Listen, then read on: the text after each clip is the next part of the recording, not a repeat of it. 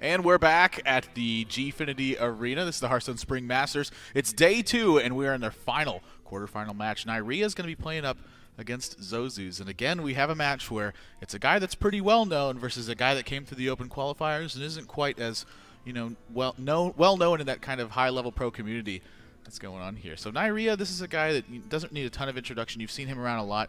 Top 4 DreamHack. This guy, he's number 2 on EU ladder heading into the 2014 BlizzCon qualifying season. And since then, he's been pretty consistently getting, able to get like top 4, top 8 sort of stuff. But he's yet to really close out a big title for him. But this could be his chance to get it. Yeah, I'm pretty sure Neirea is wanting to close this out, get that first place on his under his belt, so we can look at his achievement, say I've hit first here. Might get him a few more invites here and there. That's always a big thing with pro players who can't just quite squeeze out that first place. So people like Neirea, for example, and 6-0 and stuff, they're going to want to try and get these first places in these tournaments. So I think Neirea is going to be pretty hungry for this. Yeah, definitely a big deal for him to get under there. He's teammates with Zozus, of course. Who has pretty decorated Hearthstone resume, if I may say so myself. So yeah, a lot of good practice coming in. I think it reflects on each of them. They have very different but very similar styles, and sort of like they have different ideas about how the game should be played, but tend to kind of land on the same deck list, it seems like, in a lot of places. But Zozus, this is one of those Polish guys. You seem to have a lot of information about one of his deck lists. I'm sorry, about one of Neirea's deck lists he's playing with, but you also have some information about Zozus, where I don't really know too much about the EU scene, like sort of the underground stuff that's happening, but you know about this guy. Yeah, well, Zozus, I've actually cast Zozus a few times now, and as we've said before, he's this kind of Polish star who hasn't really been noticed in the EU yet, and this is kind of his opportunity at a LAN to kind of show the world, like, I'm a good player, and like I want to get out there, I want to go to these events, I want to get invites. So he's going to be wanting to like make his mark here in London, and he beat Amaz recently, which was like a big, I can imagine a big victory for him. So beating Neirea as well, back to back, that's going to be huge. Yeah, I mean, anytime you can pick off 2 of those big name pros, making a statement for yourself. Of course, this is Hearthstone.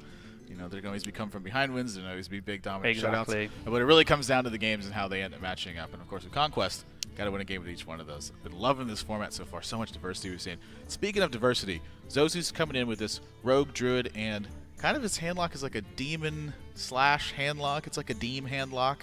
Hand of the demon. And then Neirea's coming in with Rogue Druid and Tempo Mage.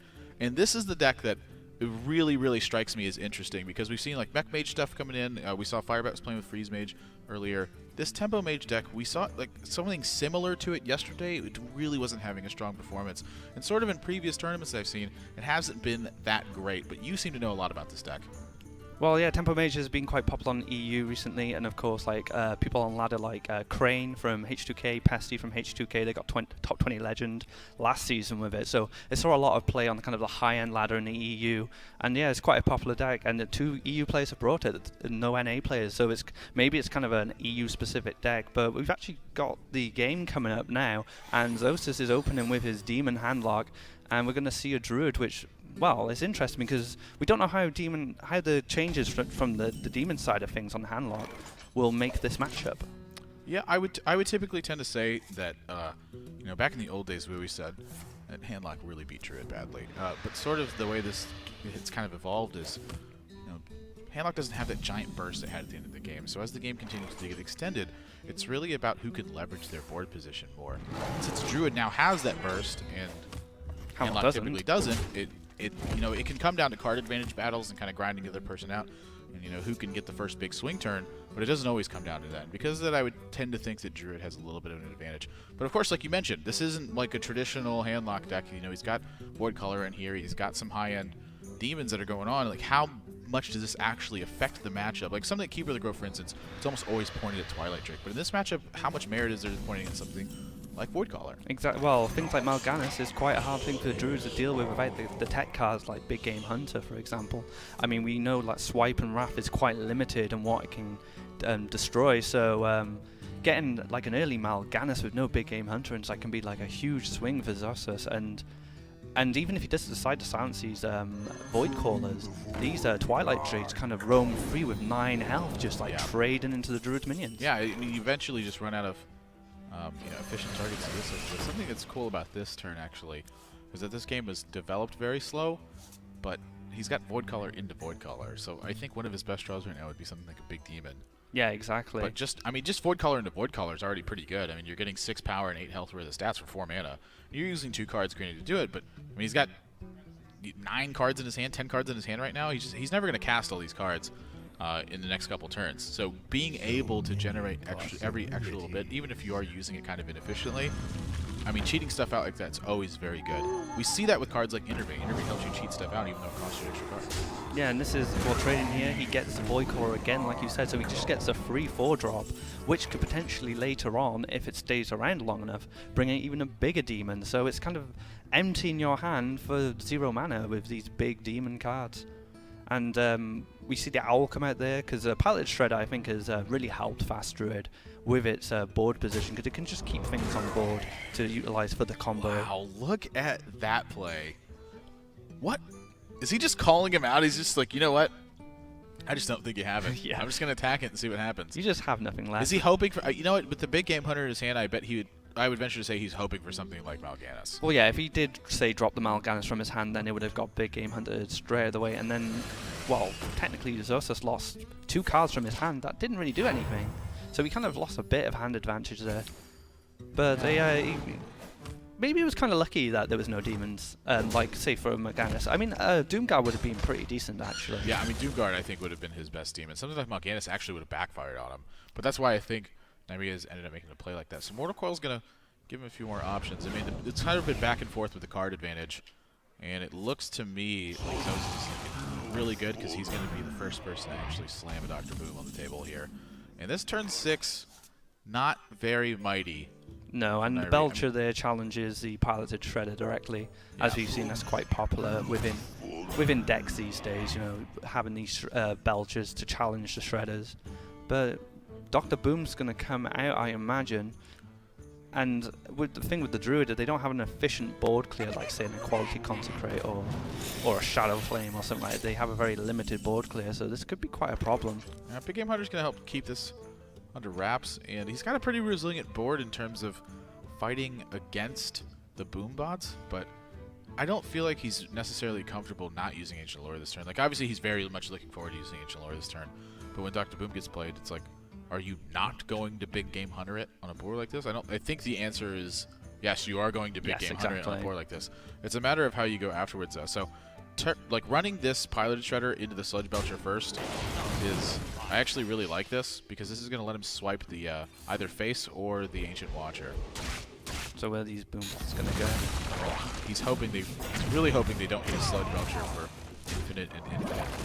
That wasn't completely terrible. His Sludge Belcher lived to tell the tale, and I guess he would have liked them to hit Face, maybe not for so much damage, but I think one thing that might cross Neirea's mind is if I BGH this, am I just going to see a giant drop down and I'm going to have to deal with that? It definitely could be, but he's got a pretty resilient board to it. I mean, the 4 power from the BGH plus the 3 power from the Sludge Belcher. Exactly. And on the note of the Boom bots, I think he would have gladly taken H to the face. In fact, I think in a position like that, he would have been happy to take probably up to 15 damage to the face just to keep board presence. If that was the case, it had to be. I mean, this deck, again, it's not going to burst you very heavily, and when you have the lead, and there's a very good chance you're going to keep the lead, the amount of damage that you take to your own face doesn't really matter that much. We actually saw that last match in the Faramir matchup. He had a turn where he could have used his 3-point dagger to actually pay 8 points of life into a giant, and then use the Blade Flurry afterwards. He had a lot of other lines to go with that too. He had to navigate through so many complicated turns. But we were talking with Sixo, and he sort of favored taking the 8 damage, even though it was so much, because he ended up taking 4 damage that turn anyway. And sort of using your life total as a resource is something that you have to be very aware of in this game. There's a lot of other card games, using your life total as a resource is like, that's the #1 way that you win games. But in Hearthstone, because it's a turn-based game and there's not actually any on your opponent's turn style interaction in terms of decision making, it turns so much more into tempo and actually just having big burst combos to kill your opponent. So finding ways to use your life total as a resource, I think honestly it's pretty rare in this game outside of something like Warlock, but it definitely comes up, and when it comes up, you need to utilize it. Yeah, we just see the Dr. Boom drop there, but and the Draxus drawn as well. So, oh, a Mountain Giant, that's good. But he's got things to deal with it, so I think Neirea is pretty comfortable here. Yeah, I mean, Zozus is he's gonna have like a couple different ways to take care of this board position. Again, it's just like, it's one of these spots where, are you not going to BGH a Dr. Boom when given the opportunity? I feel like this is almost like why this card exists right now. Is to deal with How much mana does he have? Oh, he doesn't have quite enough mana to play both the Mountain Giant and the BGH. Yeah, so Shadow Flaming first I think is totally acceptable. He doesn't want his BGH to ever die to these boombots. Oh. I mean, that's a lot of damage to take, though. I mean, this is the alternative to doing this is that sometimes it can come back this to is bite you. turn 9 for the Druid as well. Yeah, so if we can see that he just needs a Force Nature to complete this, but if he drops Force Nature, it's just going to be lethal. So, and Harrison Jones, I mean, Cenarius is going to be a big enough threat. This is something else we've seen really consistently in the Druid versus Handlock matchup. Is it turns into this big grind, and what ends up happening is Druid consistently applies enough pressure to have the threat of Force Nature and Savage Roar. Even when they don't have Force Nature and Savage Roar, just the threat of one or the other usually ends up being enough. And it just snowballs out of control from there, where where the Handlock player really feels like they can't recover from it. But fortunately for Zozus here, he gets the 2 Giants down, he gets the taunts up, and it's not that common we see Black Knight around. We did see Forsen actually run it, but I'm not sure if Neirea runs it. I haven't seen enough of Neirea's Druid to confirm I'd be that. a little bit surprised if he was running exactly. Black Knight. And Black Knight is kind of extinct right now, yeah. just because no one's playing something Ancient of War. That's when that card's really powerful. And when you're having to fight sort of like these mid-range tempo matchups where you know that people are going to be running Sludge Belchers and you know that Druid's going to be one of the most heavily played classes, and there's really just isn't a better way to fight it. And in a format like I'm sorry to interrupt you. In a format like Last Hero Standing, Black Knight makes a lot of sense because you can blow out multiple taunt decks in a row, but in this one it's a one-shot bullet. Yeah, and you don't really want a Black Knight Sludge Belcher, do you? It just doesn't feel like enough sometimes. It feels great to me. It's 5 damage battle. I mean, in the grand scheme of things, if Yeah. you could put something else in your deck that could do a better job, like a Big Game Hunter kills Yeah. a Giant, for example. Sylvanas typically does a better job. Exactly. So it's kind of the toss-up slot. between the two, really. Yeah, isn't that's Which really one what do it you is. want? It's so competitive in the 6-drop slots. Even something with like Piloted Sky Golem. Yeah, like, exactly. It's threatening 6 damage and a second body. It's really hard to get a better deal than that. I think Zozus is fairly comfortable until Force of Nature's drawn, really. Yeah, I mean, this has been such a big turnaround in the game, and really what it was having the access to the Molten Giant and the Mountain Giant from the and the resources that had to have been expended earlier into the into the Void Callers. It's such a greedy deck almost, but it works really well. I mean, here he's just I don't really see him slipping away from this board position. Outside of something like Force Nature Savage, or he's almost got an iron grip on this. There is a couple, I mean, he does have answers to this board position, but again, he's expending so many resources. So he's reopening the threat of something like Force Nature Savage, but it's just a matter of whether or not the Handlock has any sort of position to fortify. And this is where we see the limitation of kind of Swipe and Wrath, because he has to use multiple cards to deal with multiple things if he wants to. Like, he's got 1 Swipe, 2 Wraths. It's just a bit awkward. The Keeper can't really do a lot here. It can probably kill the Sun Food, but you really want you might want to save your Keeper for something else, say like a Sylvanas, for example. Maybe he'll just draw. I mean, there's a lot of damage on the field for Zozus. Would you be scared here as Neirea? Do you think, is this, if I leave this board here, is it going to kill me eventually? You know? Well, I mean, tough. I don't think he's thinking too much about the burst right now. Oh, that's a... jeez. I don't think he's willing to take that risk right now. You don't want to get a zombie. Yeah, I mean, if he steals something like the Sun Fury Protector with Zombie Chow, he's just going to lose. This Wrath is good enough, so sort of touching on your point, like, does he feel comfortable with his board position? I think the answer is yes. Because he's got so much burn in his hand that's available to be used on minions, if this acts as like a 5/5 taunt, he's like more than happy with that. If it doesn't act as a 5/5 taunt, what that means is his opponent's giving him an opportunity to leverage the fact that he's got a body on the board finally. So both of those situations I think are fine. I mean, he should know these deck lists by now. We've seen all these players play this play. Yeah. He's definitely the kind of player who's going to do his scouting. He's going to know that Doomguard is about the most burst that he can have. Do we see a Mortal Call here? And then here he's just totally safe. I mean, he's back up to 20. Yeah, he's going to fall to 19 after another 8-point shot. Do you think it was even worth playing the Zombie Chow? Oh yeah, I definitely just to get the board out. But even though, do you think Zozus knew he had Mind Control tech? Even if he does know he has Mind Control tech there, I think you want to open your opponent to taking risks in a lot of situations.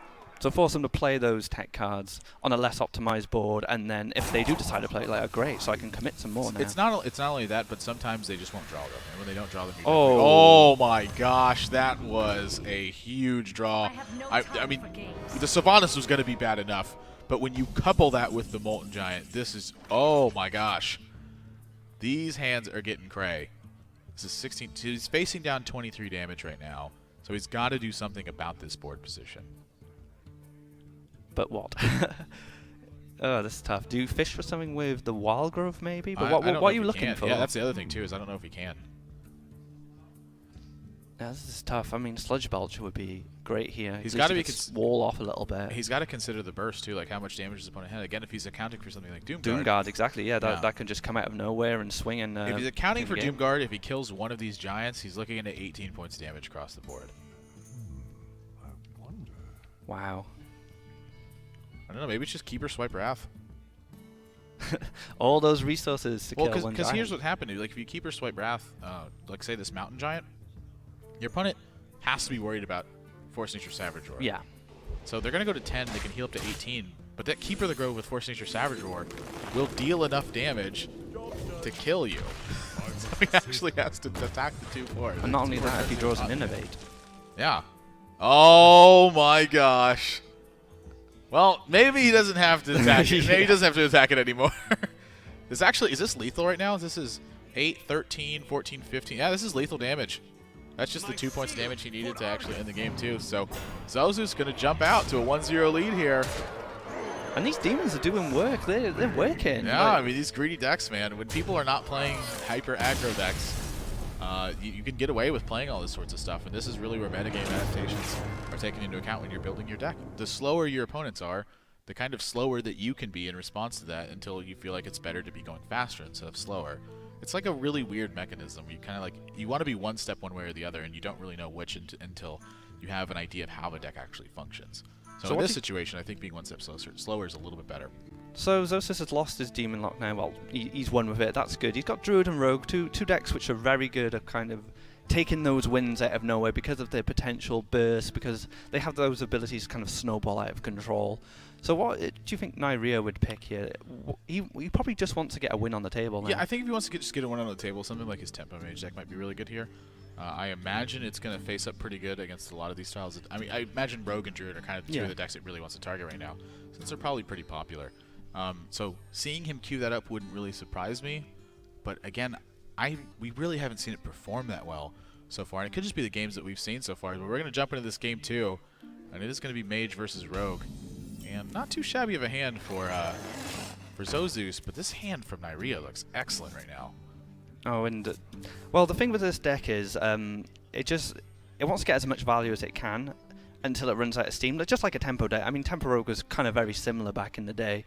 It had all these options which gave you really good board control at the start, but you would eventually just run out of steam. But the thing with this deck, I think what really complements it is some of its tech cards like Kez Mystic, those big swings, and Unstable Portal. I mean, we saw Neirea get those 2 Unstable Portals earlier, and I think it was against Sixo, and Sixo just conceded. He just didn't have anything. Oh, well, that start was the old double Unstable Portal, double Mad Science. Yeah, yeah. With the coin and 2 Sorcerer's Apprentice. Yeah, exactly. So it's just nothing. Or was it 2 Sorcerer's Apprentice? I don't remember. It was just so much stuff had happened, and it was like, yeah, I don't think I'm getting out of this one. So Neirea gets his Sorcerer's Apprentice taken out. If that Sorcerer's Apprentice didn't get taken out, this game was going to be awfully ugly for Zozus. I mean, this would have been a Mana Worm and a Mirror Entity this turn instead of just a Mirror. And does Zozus heal up his Oh, SI? yeah, he definitely heal the SI here. So we can't ping the 1/3/3, and if he just trades, he still keeps you for 3/3. So He's Mystic's not very good in this matchup either. No, it's that tech card. It's to deal with all those hunters we've been seeing. Well, It's actually just not very good against Zozus' entire lineup. He actually has no secrets. At all. Yeah, that's so true. a lot of it's been Druid and Deem Hand Lock. Okay, so what's he gonna just trade? See what this Well, drops? if he trades and sees Mana Wraith. Oh, that's But good. if he trades and sees Doomsayer, you know, I mean, it's kind of like a damned if you do, damned if you don't. The odds of what can be hit, but I would think I would tend to favor trading first. So I think Neirea not happy to fireball here, but you know, definitely has to. Can't let the bot get out of control and just try to poke away and hope it works out. He's got Sylvanas in his hand. Does this deck run stuff like Arcane Intellect or anything like that? No, it runs stuff like Flame Cannon, so they just want to just keep clearing minions, usually with its spells, so their own minions can just stay on the board and deal the damage. But like I said, that's why he just fireballed it as well, because he knows if he loses board at any point, he's probably going to lose the game. Ragnaros is kind of like an Arcane Intellect. It's gonna, you know, it's gonna get 2 for 1s. That's true. And go. It's a few turns till he can play that though. Gosh, I don't know. This spot, the Shredder coming down after the Sylvanas makes a really big difference here too. So what? he does something like Phantom Knives, he's going to give his opponent a bunch of armor. Yeah, but I that's don't really true. think the life total matters that much. I feel like that if Zozus establishes board position, he's going to be able to get a lot of repetitive damage. I'm really curious why he chooses to attack first, because now he can't. If he kills a Sylvanas, he gives his opponent a minion. I don't really understand this. Yeah, if he'd went in, say, with the dagger first, he could have Or just even avoided Phantom that. Knives. Or the Phantom Knives, yeah. yeah. Like say Phantom Knives runs in the Pilot Shredder, gets his minion afterwards, plays Edwin Van Cleef as a 4/4. I mean, not saying that that's the end play I would land on, but if he does it this way, he just gives his opponent another minion. And this is a minion that grows every turn. And it just makes it better for trade, and the more it stays on board, it can trade better, can deal damage. So this is really good for Neirea, I think, the way he decided to go about this play, giving him this minion for free. Yeah, I definitely think it's more beneficial for Neirea in this situation. Curious which one he's going to take out. Yeah, He's the gonna good take out the damage. Yeah, so again, not really concerned with the amount of armor he gives his opponent. Just going to be concerned with making sure he can get a Oh, my gosh, that is a huge draw right now. And Dr. Boom's just He's like, huge. You can't end a turn. Thank you. I'm going to stand over this button. Oh my gosh. I mean, was there a better draw in the deck than Dr. Boom that turn? I don't think so. And He he's just got shows up on Ragnaros turn 7, man. as well. You never draw Dr. Boom when you're opening hand. He's never cluttering up a card. It's only when you can actually play him does he show up. And I saw Neirea had a big little grin on his face as soon as that Dr. Boom came out. And I bet Zozus is a bit concerned now. He hasn't got any Blade Flurries, which is probably Eviscerate. Well, Again, still doesn't. He you still gonna have to take use 7. Yeah, exactly. And do you want to at this point with those boom bots sitting there? There's a lot of things that I think you don't want to do, and honestly, as much as I'd hate to say it, I think it kind of stems from giving your opponent an extra minion. Say you'd gotten something like an explosive sheet, maybe force your opponent to make an awkward attack. It's just so many things. Like, you don't give your opponent an extra minion is what you don't do. That mistake, maybe it wasn't consequential this game, but it's certainly not one you want to be making. Yeah, so he's just going to go for Victory Ragnaros here, and I don't really think it matters which target it hits, as long as it hits a target. So if Ragnaros doesn't hit anything, it's going to be bad for Neirea, but it does, and he's going to tie the series up in one game apiece, and what a dominant performance. His hand was looking kind of grim there for a little bit, but just kind of the fact that he has a strong play at every step of the way, and of course the Dr. Boom really filling out his curve, but that feels like what this deck is kind of designed to do is make sure that you weather potential storms in the early game, get to your mid-game points, and then hope that you scale. Yeah, and the Dr. Boom is, as well, we've seen how much impact that card has had this tournament. It's always done something really catastrophic to its opponent, usually. So Dr. Boom is really proven, well, people are discussing now, is Dr. Boom too powerful? It could be. I mean, look how much. Look at the swing he had there. It's close to the 4 damage on Boombots does feel like a lot. I feel like his stat allocation is actually pretty good, but just the battle cry. Again, if the Boombots die in combat, they can deal an average of 7 damage. It's 2.5 damage per Boombot plus the 1 for the power. So maybe a little bit high on the death rattle effect there, but I think it's a good design. I mean, I really like the card, and I think it's really cool. And cards that kind of change the way that you approach a board state and have to change like how you think about stuff. You're like, well, there's so many different outcomes, so let me figure out what I do to most often be in a good scenario. I feel like those are good for the game. And the thing with this Tempo Mage deck, we were saying earlier that it had a pretty bad run in groups, but now it's dominating.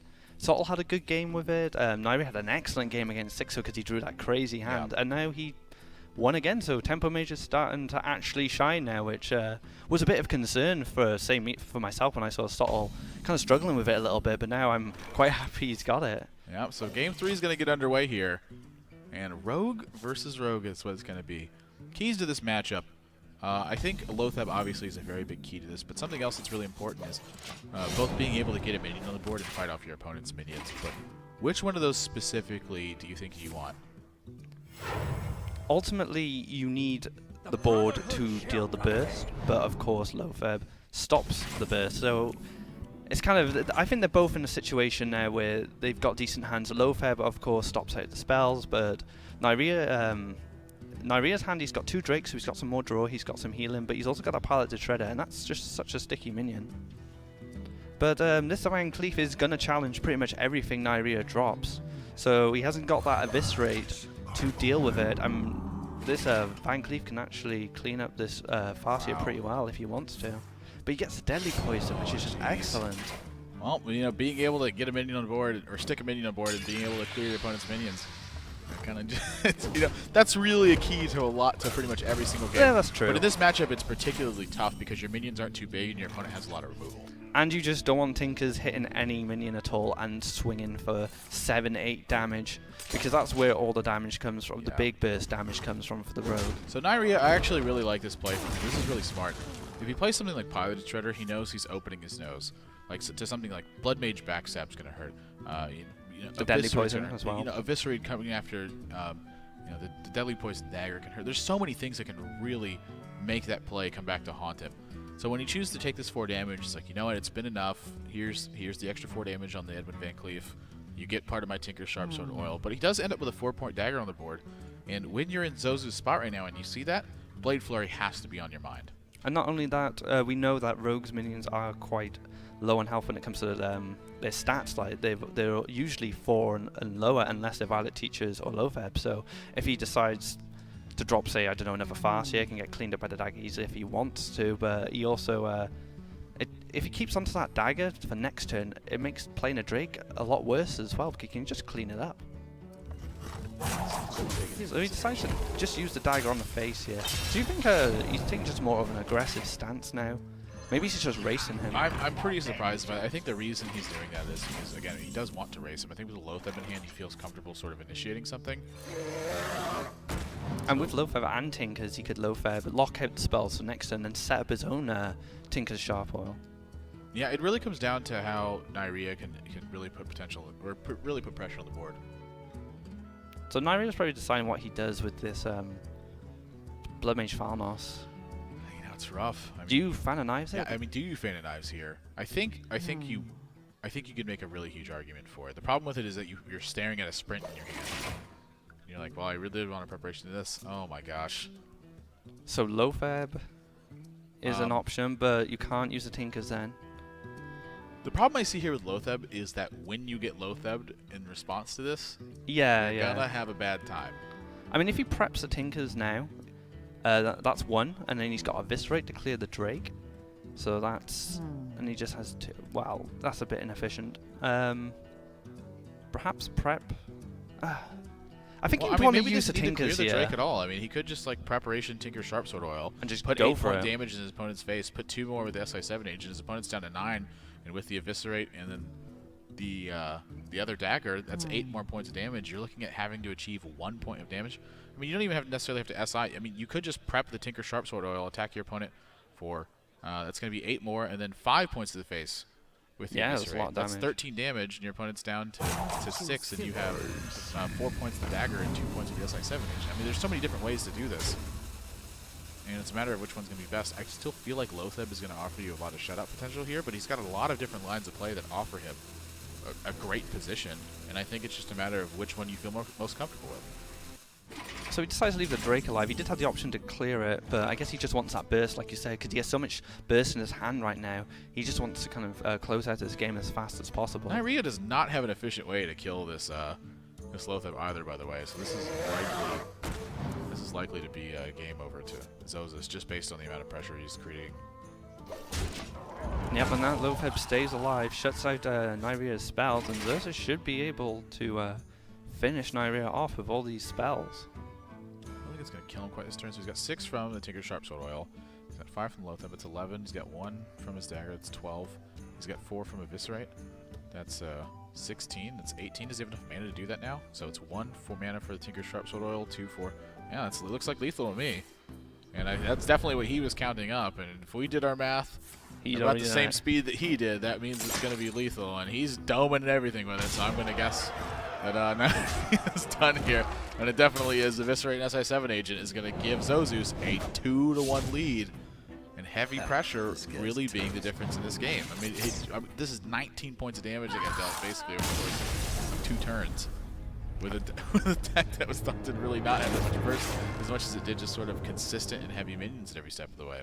Yeah, and Zozus saw that, taking that aggressive stance with the cards in his hand, he secured the win. He thought, he must have thought, I've got this, that deals a lot I got all these cards that deal a lot of damage, and if I just take this aggressive stance now, I might just be able to close the game out without Neirea being able to respond because the Loatheb shut him out. Yeah, something that I really like about this is we've seen some of the newer players taking really defensive stances with stuff. in positions where maybe they could afford to be a little bit more aggressive, they've tended to be on the safe side of things.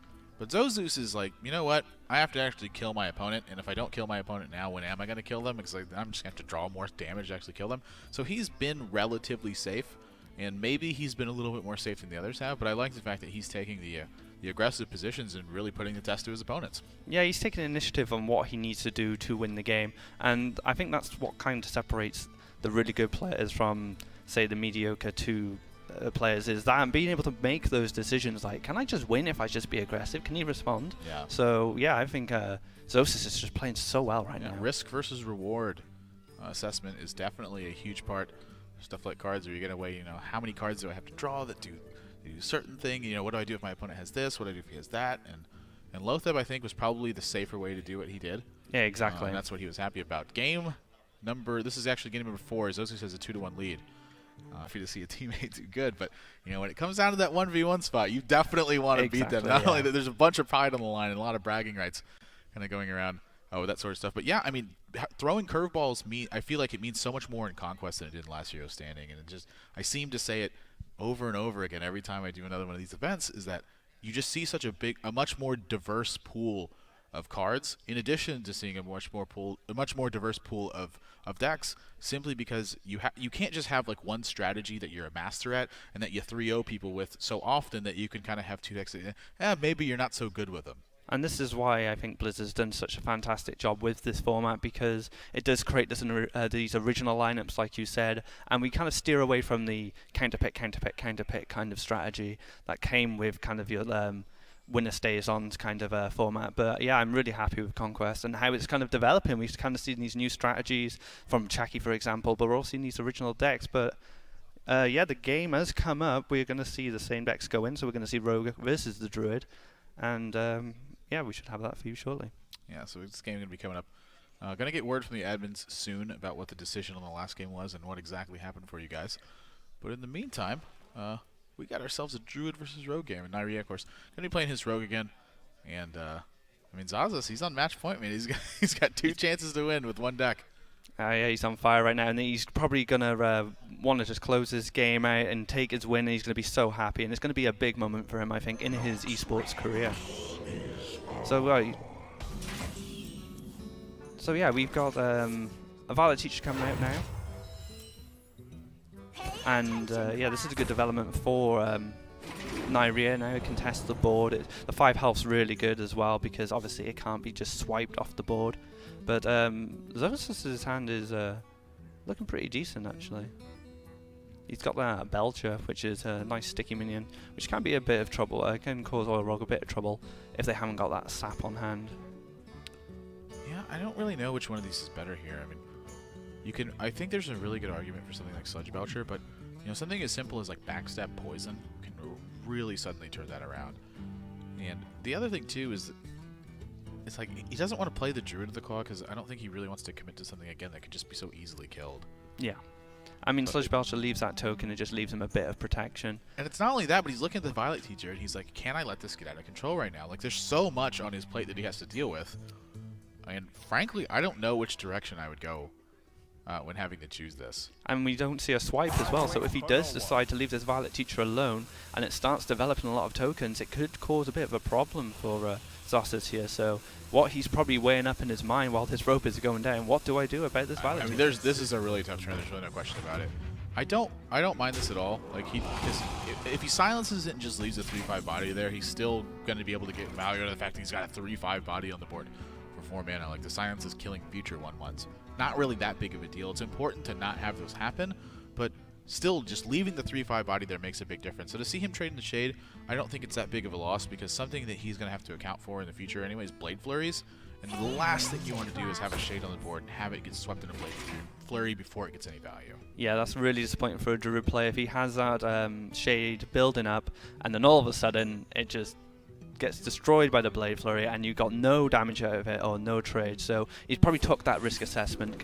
I can probably use this Shade right now to clear up, play a bit safer, and luckily for Zozus here, having that Wrath too allowed him to trade up into the other Violet Teacher, and now he doesn't need to worry about tokens. So drawing a swipe becomes a little less valuable in an essence because he doesn't have to deal with tokens anymore. Yeah, having to lose the Innervate is just kind of a coin, but I don't think it's that big of a deal to him.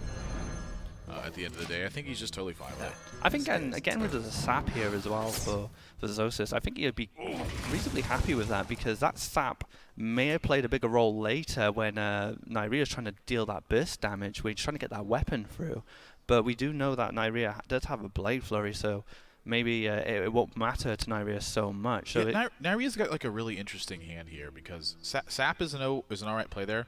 You get an extra card from the Innervate, and you are also starting to get a little bit ahead on board. Now, when you're in someone like Zozus' position and you're looking at a hand like this, which is what I imagine, Neirea is probably picturing something very similar to this. So, it's a lot of 5 drops, and that's why he Innervated. Get an extra one on the board, make sure you can continue to play them and try to go from there. When you're in Zozus' spot, your opponent's range is very wide right now. I mean, you're thinking like Backstab's there, Eviscerates can possibly be there, Deadly Poison can be there, Tinker Sharpsword Oil, especially because he's been fighting so hard to get the minion on the board. And he's left a 2-point charge on the dagger, despite the fact that he could have used 2 damage to go to face and use his dagger to take out the Keeper of the Grove. He doesn't want to trade that damage right now. He's concerned with being safe and having his options wide open. So Tinker Sharpsword Oil very much on his mind. He just really doesn't have a safe spot to go with here from his perspective. Everything he plays, he feels like something bad's going to happen.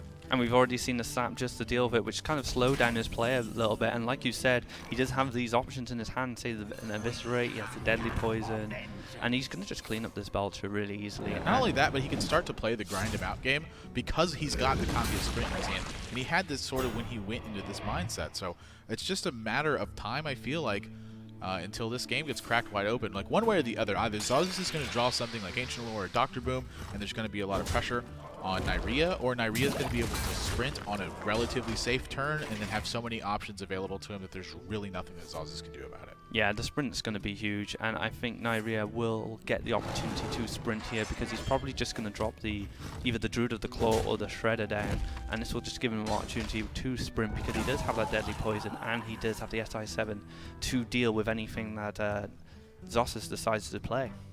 Yeah, even with the 3-point dagger up. Where shall I strike?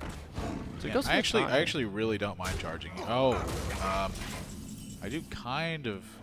That is really curious because when you do something like that, you open yourself to like Shiv or Phantom Knives. Exactly. And unless you're 100% positive your opponent's not playing those cards, but again, this is just really an example of how unsafe he feels versus his opponent's range. He feels like it's a necessity to take out this minion instead of playing this as a 4/6 and then have something like, say, Backstab Eviscerate happen and just he gets no value from it other than just the spell value. He still has to worry about the 3/3, which is going to continue to deal damage turn after turn because he doesn't have something like Wrath in his hand. He doesn't have Swipe.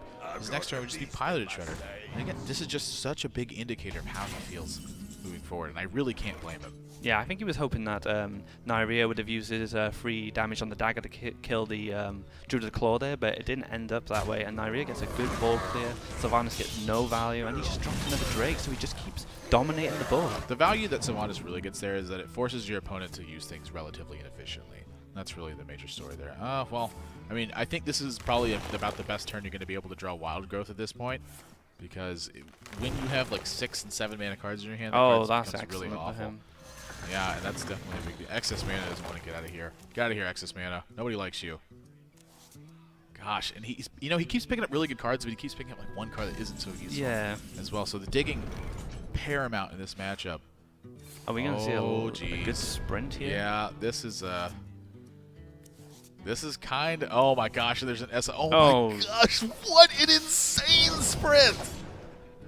All the options here just to deal with anything Neirea decides to play from now on. I mean, that sprint, I think, just quite frankly, I think it just closed this game out. If Zozus plays Cenarius, his whole board is going to get swept. If he plays Piloted Shredder, it's not going to be enough. Keys and Mystic has got to be one of the worst draws in his deck right now. I mean, maybe second Savage War would have been worse, but that at least would have allowed him to kill the Azure Drake if he wanted to. I think he's probably just Gonna Scenarios here. Hope those 2 taunts do stay up. He's seen a backstab. He's probably not expecting a second backstab coming out of this. But even then, he still has the he still has a 4-3, a 4-4, and a 3-3 to clean up the minions. But how much damage does he actually oh, and a have prep here? comes in now. So he's got two charges on his dagger as well. So he can even start developing his tinkers if he wants to. 12, 13, 14, 15, 16, 17. He's got 19 damage. Wow. Yeah. So I guess his decision here, he just drew the Shredder, which is another sticky minion. He can just keep developing the board. He sees that Zozus is just kind of just playing very reactive, just trying to stay alive here. And if he just decides to eviscerate this Scenarios, he just has complete total board dominance. Yeah, I think something else he's thinking about is, you know, it's not like really heavily weighing on his mind, but mind control tech is certainly a thought. And if he plays this Earthring Farseer and just goes for face everything, there's a chance that can be a big factor. He also doesn't want to play their Tinker Sharp Sword all this turn in fear of like the +3 attack landing on the Azure Drake and then maybe getting big game hunted. I think that's something else that's minorly factoring in to how he chose to play this turn, because at this point the Druid has shown you like, hey, I don't really have a lot of ways to deal with everything, so you're just fine having minions on the board. Those are going to be more than enough to get it done. Now, I think a Doomsayer might be about the only way he's going to get out of this. Oh, okay. That is really, you know, if there was a swipe here, this would have this would have been all right. But I don't think really much dice is going to happen here. Unfortunately, you can't attack twice with your hero. Otherwise, hero power the sheep and then Savage Roar and kill the Azure Drake. That'd be cool, right? If only it was a shame and he would have Wind Fury, I guess.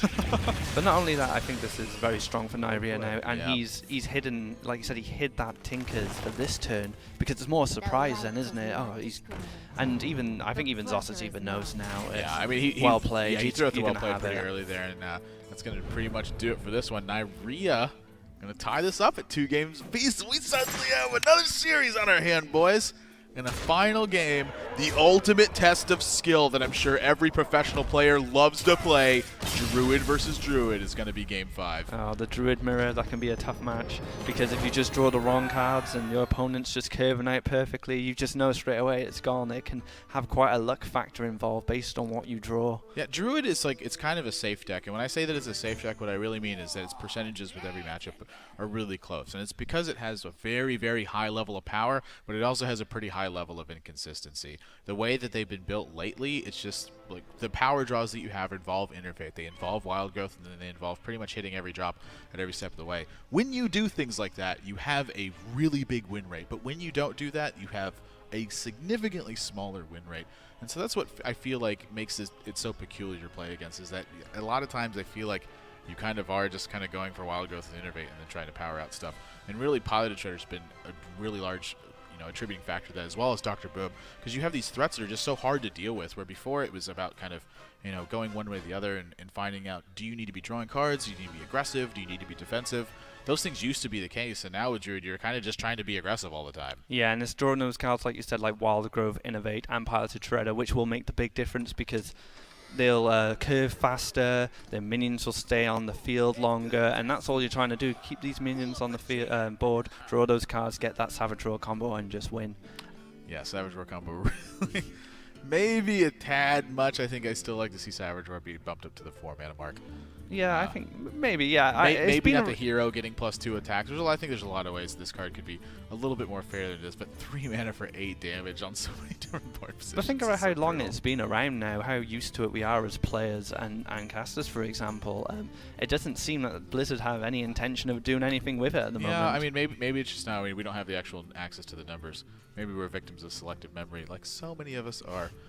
Twitch chat. But what we're going to do is this Game 5 is going to be underway. As soon as we get up on feed, we're going to bring it to you. And I can tell you what, I'm looking at these hands, and I see a lot of good cards in these ones. Get ready, boys, because this is Game 5 of the last match of our quarterfinals. The winner is moving on to the top 4, and the loser, they're out of it, and they get 0. And they go home. And looking at these hands, who would you say has got the favor here? We do see a Wild Growth in Neirea's hand, and this is going to be huge if he draws into the right things. Well, I mean, he's already got 2 shades, so he doesn't really need to draw into too much. And you can see Zozus, he's already pretty upset with it, not having his own Wild Growth here.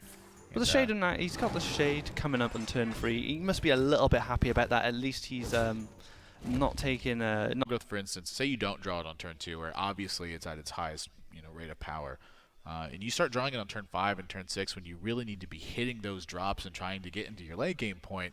Sometimes if you miss a minion, that's going to be the end of the game, and it's because you had a card like Wild Growth in your deck. That's the kind of trade-off you're seeing with it, and that's really what I was referring to when I say that these high levels of power and also pretty high levels of inconsistency, is that when you have these high-risk, high-reward cards, that sometimes they do come back to bite you, like drawing the late game. So often, when we see Druid players behind, when you get to the later stages of the game, they draw an Innervate, and it's like, I cannot use this card. exactly, yeah, top decking like an Innovate at a time where it just doesn't do anything. It might be so far in the game and the Innovate doesn't affect the match at all, and you needed something. You needed something that would help you gain favor on the board again, or you needed a swipe or something. And those, like you said, those ramp cards, they either come early and they do really well for you, or they come really late or kind of in the middle where you don't really need them much, like the Wild Growth. Say Wild Growth comes turn 8 and you needed a minion, it's not good. So yeah, like I said, it's all about the consistency, but the Druid has so much power behind it. All these players are bringing Druid because of what it can do, what it can achieve with the Savage Roar combo,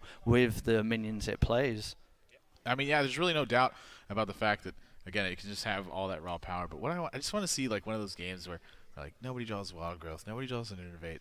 An honest match? Yeah, and nobody draws a Dr. Boom. I'm kidding. But I want to see it to where they have a lot of intricate decisions they have to make at every step of the way to try to fight for an advantage, rather than just maybe drawing a couple extra cards, having a better fitting curve, and just getting an advantage naturally. Especially in a mirror match. Mirror match is like one of the most brutal and variance-heavy style things that could be out there. Now that being said, there are a lot of skill mirror matches. Like I remember back when Houndmaster was very frequently played in Hunter. Like that matchup had so much about sequencing and foresight and understanding how the match developed and how it panned out.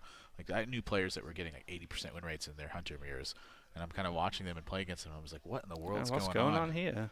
Yeah, so we're gonna get back in the game as quickly as we can. We do have a feed getting up just now, so gonna get back into what's happened here. So is that Neirea? Yeah, Neirea's at the bottom. So yeah, so Neirea is the active player right now, and with these two shades. Waiting for that rope. See, just buy some time for Zozus to get back into the game. Yeah, and we're not going to be able to bring up Matisse's feed 100% of the time. I think we have another perspective for him. Not exactly sure. We're going to try to get this fixed as quickly as we can, but it looks like disconnects may be continuing to be a bit of an issue.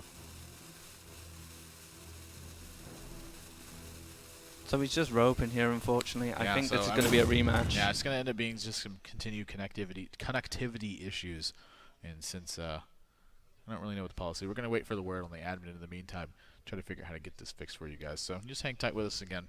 Sort of stuff just happens, and what can you do about it? It's not really anyone's fault, So sometimes technology just doesn't work the way you planned it to. That's the problem. What do you think about Blizzard implement maybe a LAN version of Hearthstone just for events like this? Well, I think something I'd really like to see is just sort of like a replay system. I think that would be good enough in general.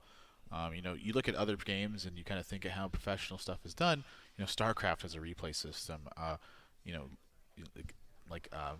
trying to think of my mind just went completely blank here. But so many games they have replay systems, and in Hearthstone it's really simple. It's just kind of like keeping track of what happened at what point and what upkeep numbers. And kind of rewind back to where it was. Right, exactly. Yeah, I would love to see really something like that in yeah. Hearthstone, because something I would love to be able to do is just go download packs of games and actually watch them instead of having to try to filter through VODs and find all the games they want, and then cutting out a little bit of the time that's in between there. What do you think to say, I don't know, make it maybe a spectator client, which was more on a tournament organizer side, so a tournament organizer could go into a spectator client and control the game. So say there was a disconnect like this, they could pause the game, for example, stop that'd be great, yeah. And then wait till the other player reconnects and then go from there. So little things like that, the little ideas that Blizzard could perhaps do to help make the spectator client more secure at these events, and this is what we want to see, I guess, in the future. Yeah, I mean, definitely would love to see something to help the issue with disconnects. So waiting on word from the admin now. We'll get that up for you guys as quickly as we can. But in the meantime, I'm gonna figure out what's going on here. So again, Druid versus Druid, just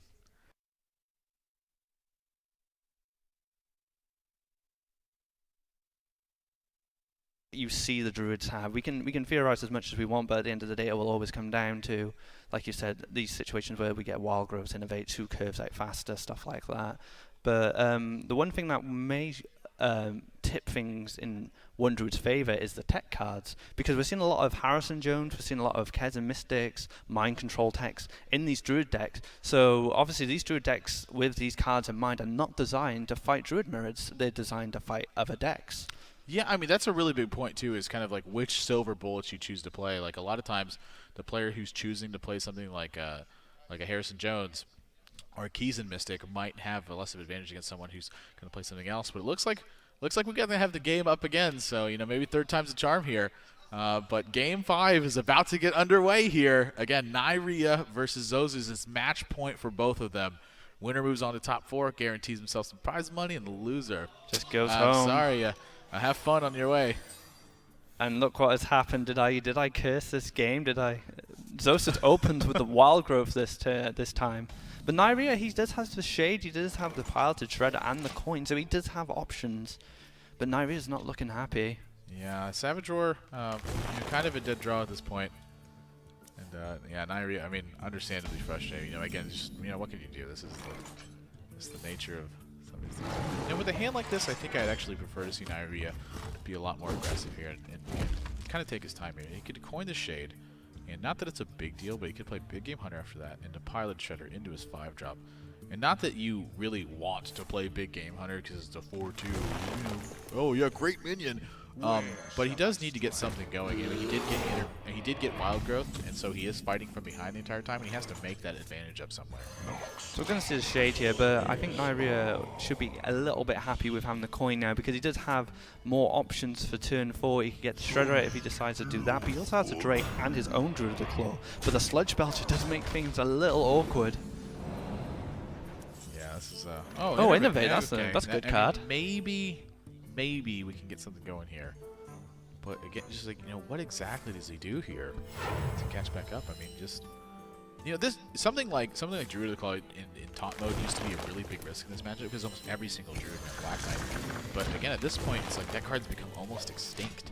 Exactly, and 6 health is a big deal for Druids because obviously Swipes and Wraths only do so much. You kind of need maybe a combination of the both or a minion to trade up. But yeah, I think doing the taunt was probably the better idea. It's always the fact he could have been more aggressive by doing the going in cat form, but Neirea had nothing, so why not just be a bit safer, get that 6 health, and you might not be able to deal with it. But actually, looking at Zozus, even though he had a really strong start, his hand is looking quite clunky from here on. This does happen from time to time when you have again, this Innervate. I mean, this has to be one of the worst draws of his deck right now. Yeah, he was probably hoping for a minion. Innervate and Wild Growth. I mean, quite literally in this turn when he draws them, they do nothing. Exactly. This is sometimes you end up with these kinds of turns. I mean, is Savage Roar here worth enough at 6 damage apiece? I mean, your opponent's at 27. You have 7 damage. Your opponent's effectively at 20 right now. If you use both of these Savage Roars, your opponent would be at 8. Is 8 going to be enough of a total to kill him from? Like at this stage of the game, I mean, there's a lot of merit to it because what ends up happening is your opponent did just use, an Ancient Allure, so you do have stuff like Force Nature that's going to be really good. You do have stuff like Swipe that's going to be really good. All those cards really end up and they make a big impact at the end of the day. But I'm just, I would tend to agree it's not quite worth it at this point. But and with 22 cards sitting in your deck, you are literally relying on just drawing the right options at the right time, and I don't think you can really take that risk at 22 cards. But we do actually see 2 damage to the face, so he is actually taking the more aggressive stance with the Keeper of the Grove. But he does, so he's just sitting on these 2 Savage Roars ready to unleash them. Now he draws the other. Like both of his last 2 draws are both Wild Growth. Oh, that's so brutal. He does have a taunt though as an option, and he does have minions on the board which can do things. He can clear out the Belcher completely with both his minions, but that's making the decision. And do I want to reveal my Shade right now? But I think he's in a state where he needs to start cleaning up the board. I will say this from Neirea's position, it looks like his opponent's hand's a lot heavier than it actually is, I think. And so I think he's digging really deep to figure out what his opponent's range is right now. Because something that really doesn't look too terribly bad is like Savage Roar, clear out Druid of the Claw, clear out the Sludge Belcher, clear out the Token of the Face, play Wild Growth, and then try to recover the game with that 7 mana, that little extra boost that you got here. And I think at the end of the day, because his range just feels so heavy that it's really dangerous to make a play like that. And so I think this is probably just his best one. Oh my gosh, another one of the worst draws in Zozus' deck. So a fantastic start for him, but again, just And it's kind of this inconsistency of Druid really rearing its ugly head right now. And I think another thing, from when he pinged the face with the Keeper of the Grove, Neirea's probably thinking, what is he doing with this play? Is this a desperation move, or is this an aggressive play? And he's obviously thought, it's definitely an aggressive play, because he's thought that because he's used his minions to trade the Sludge Belcher away, and he's played that in Taunt. So he's prepared for an aggressive play, and he's probably seen the Savage Draw now, and he's thinking, right, he was being aggressive. Perhaps that is another Savage Draw in his hand. I mean, I think that was weighing on his mind. Again, when your opponent keepers your face, like, why do you need a minion on the board that badly? And it really kind of screams exactly what he had, which is Savage Drawers. And I think that his play was safe enough despite that. I mean, Zombie Chow is really not looking to. And another thing, the Zombie Chow tells his opponent, he didn't draw very well. If you do that, and if you play Savage Draw and Zombie Chow as your turn in that situation, you are telling your opponent, I haven't drawn well. Well, I mean, there's a couple draws in this deck that are lethal for Zozus right now. Pilot Shredder is not going to be one of them. But every turn he's got that Savage Roar in his hand. Again, it's just one step closer for it to being disaster for Neirea. I really like that he's choosing to use Wild Growth here right now. And he had a chance to play 2 threats, but he just really needs to get the ball rolling. Yeah, he's pushing out to get maybe that Cenarius in play. But another thing here is this Zombie Chow might cause more problems for Zozus, because he might just heal Neirea up out of lethal range at some point, which is probably what he's looking for now with that Savage Roar in his hand. So I guess he just pushes for damage here, because he doesn't want this Zombie Chow's heal to have much of an impact. Yeah, I mean, pushing for damage is definitely right here. Neirea looks incredibly uncomfortable with his body language. So he doesn't get he gets the 8 mana, and he draws a swipe. Jeez.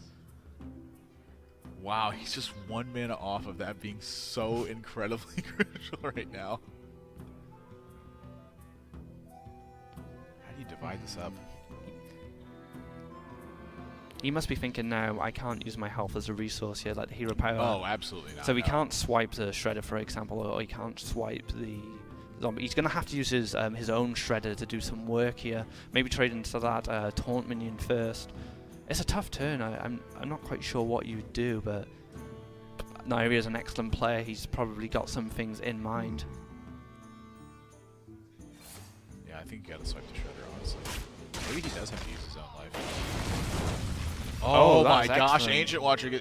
That is actually super important right now. Neirea hitting, what maybe you don't consider as to be lucky to maybe just with the disconnects. He's still in lethal range though. Zozus can have a couple draws. Oh my gosh! And Keeper of the Grove comes out. I cannot imagine that this goes anywhere other than to your Ancient Watcher right now. So that Paladin Shredder just dropped a Yeti pretty much for Zozus. Oh my gosh. Ouch. I guess, what would you do with Zozus? Do you continue to play on that aggression? Definitely you've committed to your game plan as far as I'm concerned. So he's just going to clean this up first. I guess he just wants to see what it drops. If he gets a Doomsayer or something, and he gets the Trog. Yeah, well, Trog is no stupid. I can tell you that. Do not trade. Do not trade. You should be facing. And there we go. He's sticking to the game pressure plan as you can on. And at this point in the game, Neirea is going to feel pressured to handle every single minion that's on the board for the rest of the game. This Dr. Boom cannot come down right now. Cenarius is his only option, I think. Cenarius is pretty strong unless we see a Force of Nature come off the top for Zozus. Well, I mean, I think that draw is going to be lethal for pretty much the rest of the game. What to do? Oh, and you can see him mulling it over. He's going through every possibility right now. He's like, can I really not play Dr. Boom right now? This is really not a reasonable choice. It's done everyone else so well when they play Dr. Boom. Why can't I play it? Even if you play Cenarius, it's just really not that good of a play. I mean, he's staring at so many different cards, being a big deal for him. I said he had to play Cenarius, but I'm kind of looking at what's happening right now. I mean, he has no way to deal with anything else on the board if he plays this. So I think he might just have to take a big risk. And now Savage Roar is going to help him clear this Keeper of the Grove out, but that's not enough. That's it. Yeah, Zozus, I mean, this is just 9 points of damage. Neirea knows after playing that Drake, he didn't draw what he needed. The Savage Roar comes out, and he's starting to prove himself. Oh, wait, that's a mistake. He just gave that Trog +1 attack. Zozus you know, maybe a very fortunate stroke of luck on the back of some uncontrollable factors, but he is going to take this series 3-2, eliminate Neirea, and move on to the top 4 of this event. And you got to feel for Neirea in a situation like this. I mean, it was he's been hunting unfortunate. for that win he's been hunting for it for so long, and he's such a strong player. His finishes in tournaments, I cannot emphasize this enough. It just does really not reflect how fantastic of a player he is. And speaking of Zozus as well, he's a bit of a giant killer at the moment. You know, he's a player that's just come out of nowhere, and all of a sudden he's taken out Neirea, he's taken out Maz. He's really proven that he's all that. You know, he's come from Poland, this top Poland player, and he's put Poland on a map for him, really, being one of their best players. So I think I'm really happy with Zozus' performance. It's really nice to see a player, up-and-coming player, do well. Yeah, it's I always like to see fresh blood kind of in the pool of this. You know, his consistency is really the story of the stuff when it comes to these kinds of games. Like other card games, the players who are consistent will finish in top 4. They finish in top 8.